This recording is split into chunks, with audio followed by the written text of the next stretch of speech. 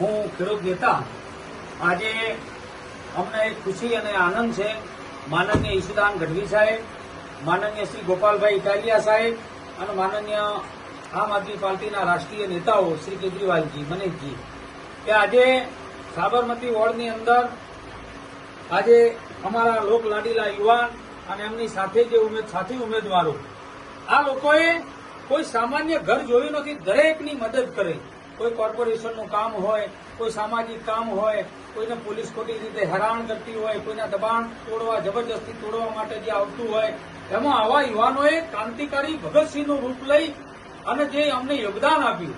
પણ ખરેખર ભારતીય જનતા પાર્ટીએ કે કોંગ્રેસે એમનું યોગદાનની વેલ્યુ ન સમજી, પણ આદરણીય ઈશુદાન ગઢવી સાહેબે આ લોકોનું કામની કદર કરી અને આવા યુવાન જોશીલા યુવાનોને ટિકિટ આપી અને આજે તો અમે ફર્યા ત્યારે આખું સાબરમતી હળાહળ અમને જોવા માટે આવ્યું.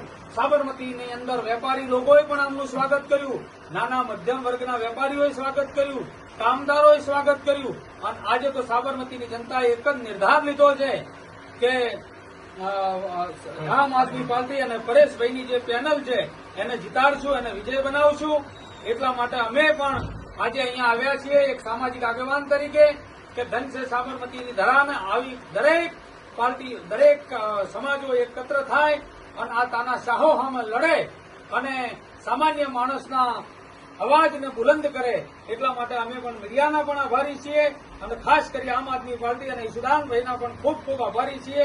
અને આ ચારેય ઉમેદવાર જીતે અને ચારેય ઉમેદવારો વિજય બને અને સાબરમતી જનતાની સેવા કરે એ ભાવનાથી અમે આજે અહીંયા મુલાકાત કાર્યાલયની લીધી છે.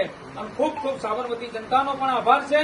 અને આમ આદમી પાર્ટીનો દરેક આ લોકોને વોટ આપે, આ બેન, આ પરેશભાઈ, આ બધા જીતે અને સાબરમતીનું ભલું થાય, કોર્પોરેશનમાં સાબરમતીનો અવાજ ઉપાડે અને સાબરમતીની જનતાનો નાના મોટા પ્રશ્નોના હલ કરે એવી શુભેચ્છા સાથે જય હિન્દ, જય ભારત.